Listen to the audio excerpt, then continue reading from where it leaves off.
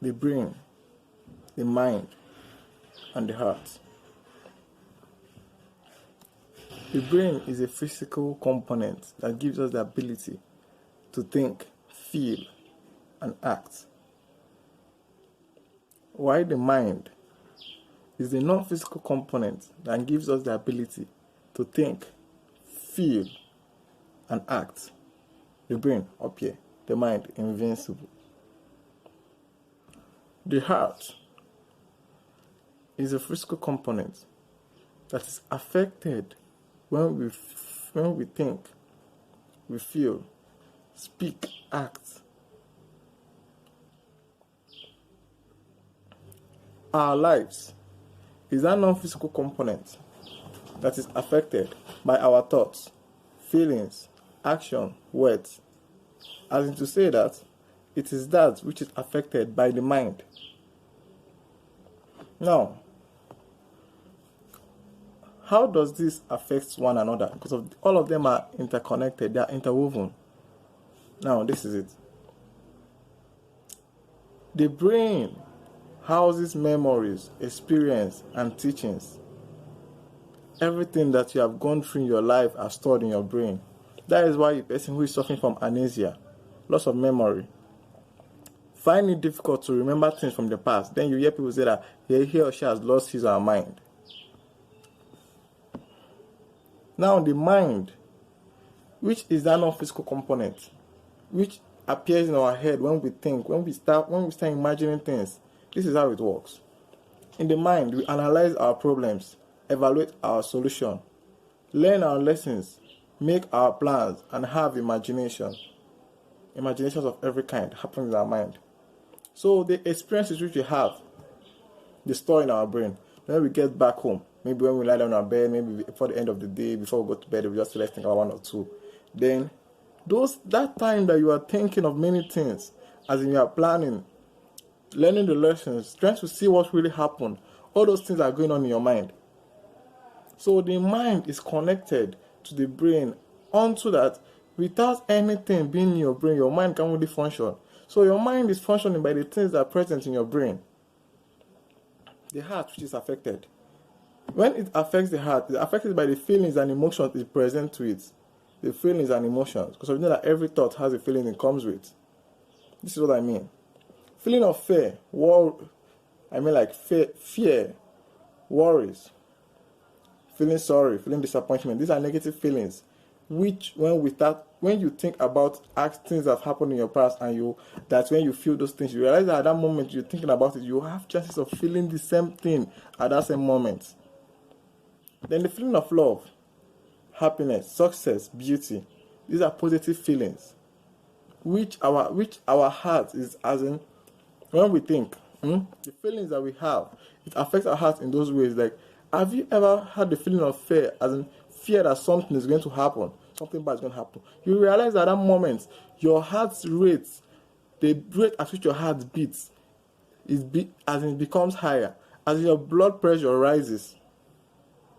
Or have you ever noticed that when you're feeling happy, or when you have a massive success, you feel so calm and relaxed that your blood flows normally, the way it should flow. So this part of the heart, the way the mind and the brain affect the heart, it is mostly affects the heart in the area of health, your blood pressure, and other factors that you can think about. Now, coming to our life. Everything that goes on in our brain and in our mind affects our life, your personal life, in a way that behaviors and characters, it affects our behavior and character, which is saying that our personality in general, the things I've gone through in my life, the things you have gone through in your life, are being affected, are being shown in the way you behave and the way you act.